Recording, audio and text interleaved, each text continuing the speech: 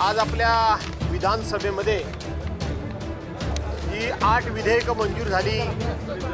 त्याच्यामधलं एक विधेयक सन 2024चे विधानसभा विधेयक क्रमांक 25 महाराष्ट्र झाडे तोडण्याबाबत नियमन सुधारणा विधेयक 2024 हे सभागृहामध्ये मंजुरी करता आलं होतं। हे आज मंजुरी करता आलं असलं तरी या संदर्भातला यापूर्वीच अध्यादेश निघालेला होता। हा अध्यादेश आम्ही मंडळींनी वाचला होता आणि आज या अध्यादेशाचं रूपांतर विधेयकामध्ये करण्याकरता म्हणून सरकारनं हा प्रस्ताव आणला।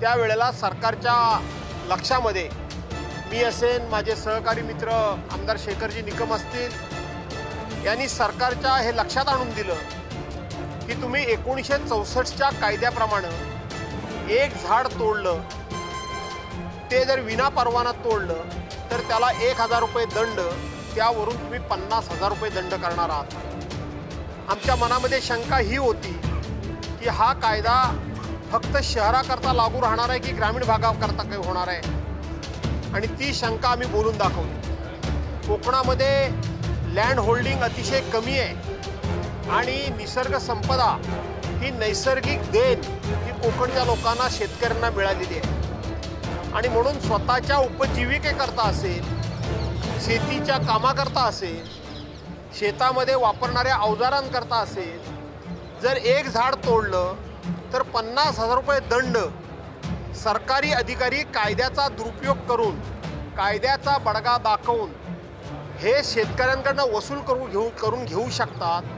ही भीती शेतकऱ्यांच्या मनामध्ये होती आणि ती भीती त्यांनी आमच्याकडे वारंवार बोलून दाखवलेली होती। यापूर्वीच मी सरकारच्याकडे या संदर्भामध्ये या अध्यादेशाला स्थगिती द्या अशी मागणी केली होती, परंतु ती काही मागणी सरकारनं मान्य केली नव्हती। आज ज्या वेळेला सभागृहामध्ये हा विषय चर्चेला आला त्यावेळेला आम्ही सरकारच्याकडे हे स्पष्टीकरण मागितलं की हा कायदा फक्त शहरी भागाकरता लागू राहणार आहे की ग्रामीण भागाकरता पण होणार आहे।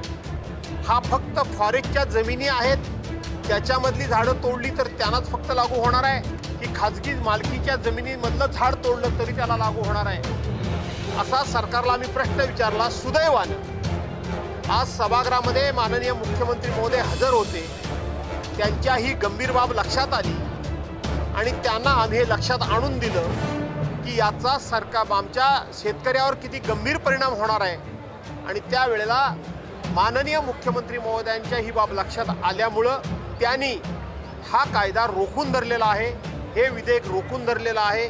त्यांनी हे सांगितलं की या संदर्भामध्ये सखोल अभ्यास करण्याची गरज आहे, सर्वांबरोबर चर्चा करण्याची गरज आहे, आणि मगच ह्या कायद्याला अंतिम स्वरूप देण्याची गरज आहे। आणि म्हणून एक प्रकारे आम्ही आज शेतकऱ्याला न्याय मिळवून दिला याचा आम्हाला समाधान आहे।